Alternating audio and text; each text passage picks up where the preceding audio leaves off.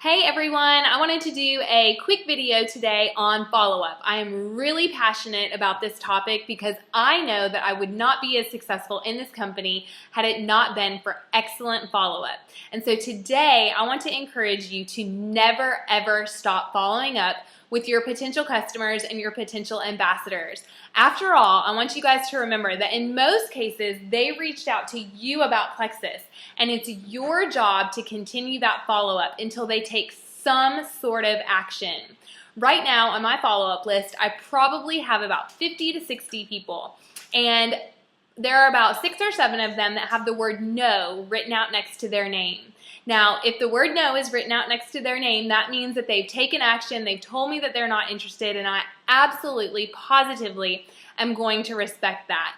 But if they don't have that word written out next to their name, then I will continue to follow up with them until they do one of two things. They join me in this business as an ambassador, or they sign as a customer with me.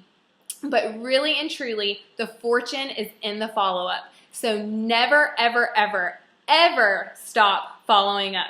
So I'm going to give you some tips and strategies on how to do that. But first, I want to share some statistics with you. Did you know that 48% of people never follow up with a prospect? That means someone's reached out to you about Plexus. You've gone to all the trouble of getting to know them, getting to know what their health goals are, and forming this, health plan for them, recommending products for them. You've sent them that information, and then that's it. That's all you do. Half of you never make another contact, and that is such a shame. 25% make a second contact, 12% make a third contact, and 10% make more than 3 contacts. And let me tell you guys, the 10% that make more than 3 contacts, those are the ones that are going to be successful in this business. The 10% that do that are the ones that are the doers. They're not just the dreamers. Follow-up truly does separate the doers from the dreamers. And you want to be a doer. You want to take action so that you can live a life of your dreams and so that you can help so many people with our products and with this opportunity. Okay, I want to flip those statistics a little bit. 2% of sales or commitments are made after the first contact. 2%. So remember, 48% of you are never making more than 1 contact. That means 2 out of every 100 people that you talk to about Plexus are going to join you on that initial contact. And that really, I have seen that to be true in my business. 3% of sales or commitments are made after the third contact. 5% are made after the third contact. 10% are made after the fourth contact. And 80% are made on the 5th through 12th contact. So don't tell me that people aren't interested in Plexus, no one's joining your team, no one's joining you as a customer until you have contacted them at least 5 to 12 times. I've totally seen that to be true in my business.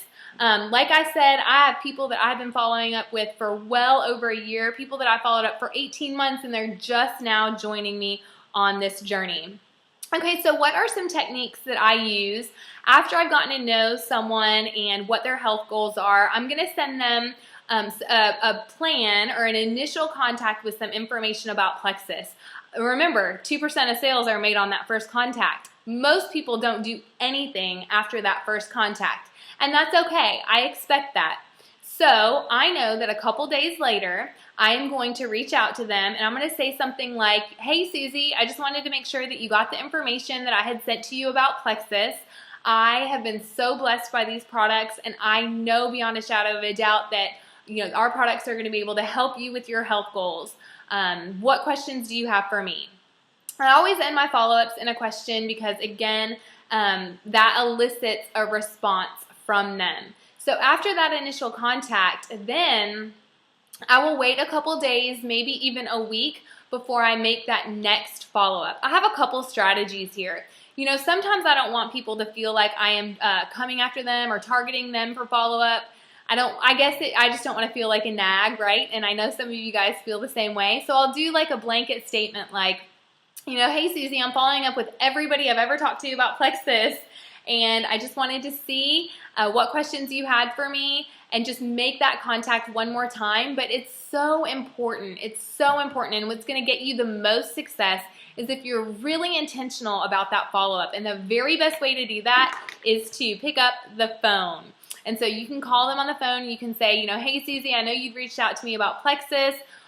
What questions do you have? What hesitations do you have? How can I move you from point A to point B? Sometimes it's just the computer, and you can walk them through ordering or joining right then and there. But the absolute best way to see someone commit is to get on the phone with them. If you're not going to do that, or if you aren't able to do that, then here are a couple other strategies I have. Send them a testimonial. Again, you know why they're interested in Plexus. If it's for weight loss, find an amazing weight loss story. Someone that has lost about the same amount that they want to lose, someone that's maybe about their same age. If they're struggling with psoriasis, then find a psoriasis testimonial to send them. And I say something like, hey, I read this testimonial. God put you on my heart. I wanted to share it with you because I know that this is something that you struggle with, and I truly feel like I can be the person that God can use to help you achieve your health goals, right? If you say something like that to someone, are they going to be offended or annoyed? No way. You're telling them that you're thinking about them, and that is such a blessing, I know. Another strategy is to send them diamond documentaries. Find a diamond documentary that speaks directly to their situation and approach it in the same way. I watched this, I thought of you. Or send them a diamond documentary of someone that you personally know or have a connection with. That can go a really long way. Listen, my goal ultimately for my customers is for them to join and try our products for 60 days. We have a 60-day money-back guarantee, so I want them to join me for those 60 days and jump all in.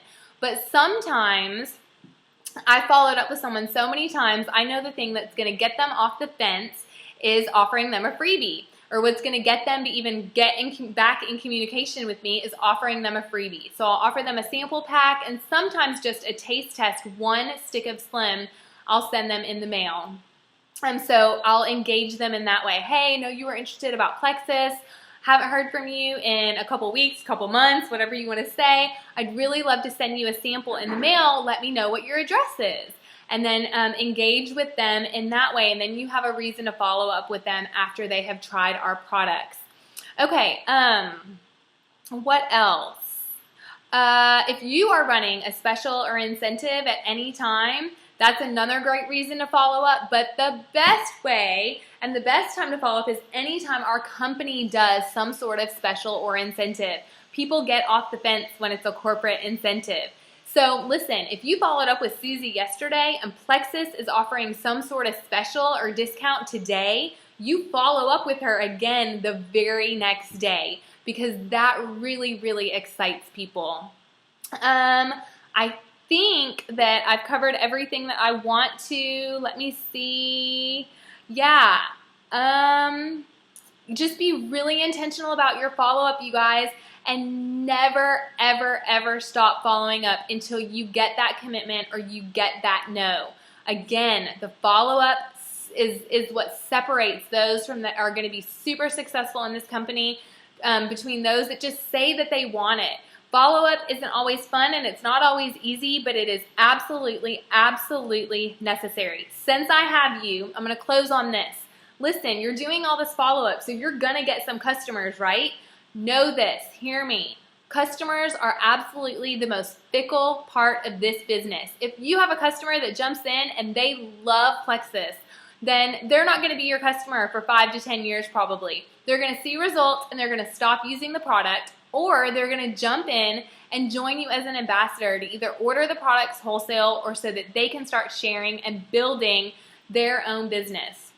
I know it's so exciting and exhilarating when you get a new customer, but sometimes people jump in and for whatever reason, we don't know what that is, they can't continue to use the product. It might be financial. It might be that they don't feel like they're seeing results. Maybe they're working against the product instead of with the product. So we do all that hard work, we get a customer, all to find out that they're not gonna hang with us and stick with the products for the long haul.